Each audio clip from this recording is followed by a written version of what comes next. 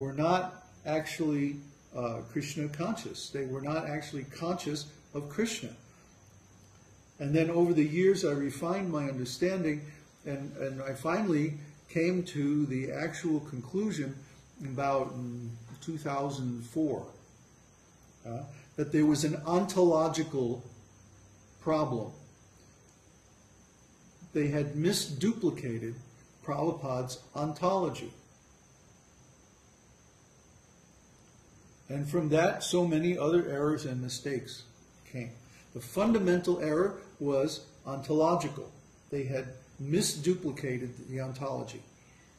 And because of that, everything else was off.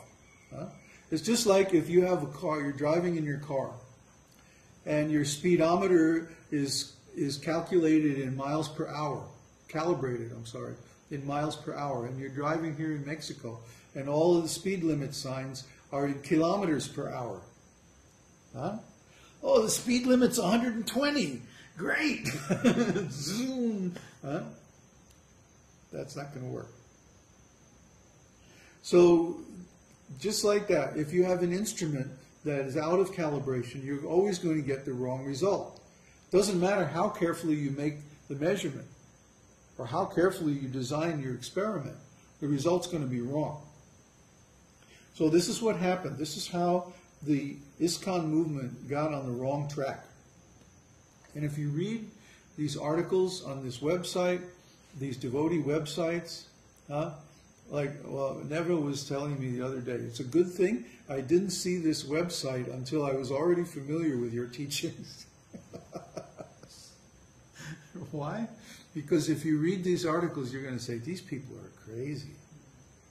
There's something off here. I don't want to be associated with such, because they're fighting and fighting and fighting and never coming to any conclusion. Why? Because they don't have the perfect ontological understanding of the scriptures. So this has become a kind of group think, where all my godbrothers, all the disciples of Srila Prabhupada, in general, I mean, there might be a couple of exceptions here and there, but in general, they all accept the changed version of Srila Prabhupada's philosophy. I mean, now they're even changing the books. They're going through and making thousands of editorial changes to the books. Why? The books are fine just the way they were. Or maybe there were some small mistakes in the books, but they weren't that significant. So somebody intelligent can come along and they can figure out what the real meaning is. Because in general, Prabhupada's books are very scientific. He uses the dictionary meaning of every word, the precise meaning. In fact, Prabhupada used the Oxford Dictionary, Oxford Collegiate Desk Edition. It's about that thick. That's the desk edition. The real Oxford Dictionary is like 5 volumes or something like that. But the desktop collegiate edition is only about, that thick. So Prabhupada always had one of those on his desk. Oxford Collegiate Dictionary. And he used that dictionary. That was the official dictionary of the English language. So he used that. That was the dictionary he used when he went to college at Scottish Rite University in Calcutta. And that was the dictionary he used for his whole life, all his writings and everything. So Srila Prabhupada had a very specific idea of the meaning of each and every word. And he used those words precisely as they were given in the dictionary. So if you also use the dictionary and look up the words, you will get exactly the same meaning that Srila Prabhupada intended. And maybe the editors changed a few words here so that the English was more idiomatic and more, standard American English. But except for a few places like that paragraph about ontology. Oh, there was another one.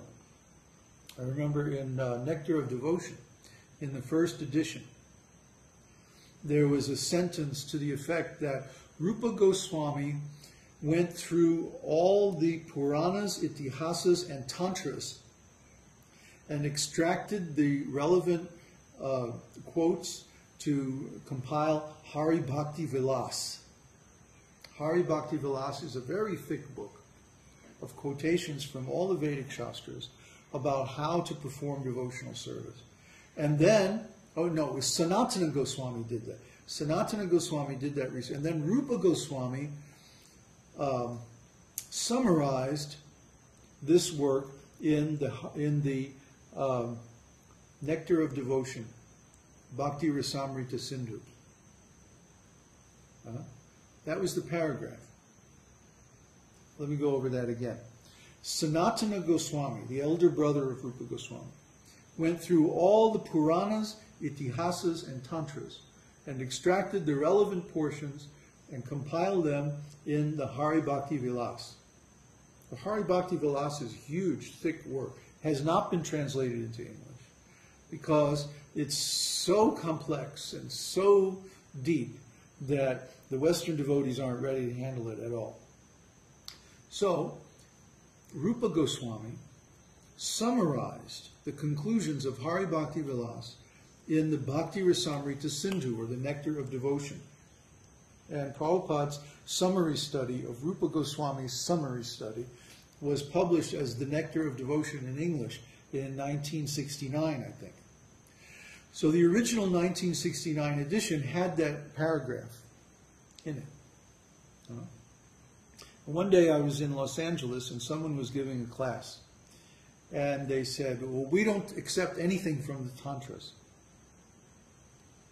And I immediately knew that this was wrong. There are many Tantras. In fact, Prabhupada makes several references. If you have the Veda base, you look up Tantras, and you see that there are maybe a dozen quotes at least, direct quotes from different Tantras in Prabhupada's books. Especially the Gautamaniya Tantra, the Vaishnava Tantra, and similar Tantras in the mode of goodness. So this is a wrong statement. And so the speaker said, I challenged the speaker, and I said, well, Nectar of Devotion itself is based on some of the Tantras. And he challenged me. He said, okay, prove it. And so we got a copy of Nectar of Devotion off the shelf, and I went to look up that paragraph, and it was gone. It was missing from the 1972 edition. And it was very embarrassing. But the editors of Prabhupada's books thought, oh, nobody's going to understand this, so we'll just take it out. Makes things simpler. And they did this so many times. So we can't trust the editions of Prabhupada's books that are being sold now. And actually there are even many omissions in the earlier editions. Prabhupada's Sri Ishopanishad, they changed it all around. Prabhupada was very upset, and he ordered it printed again in the original way. And they never did that.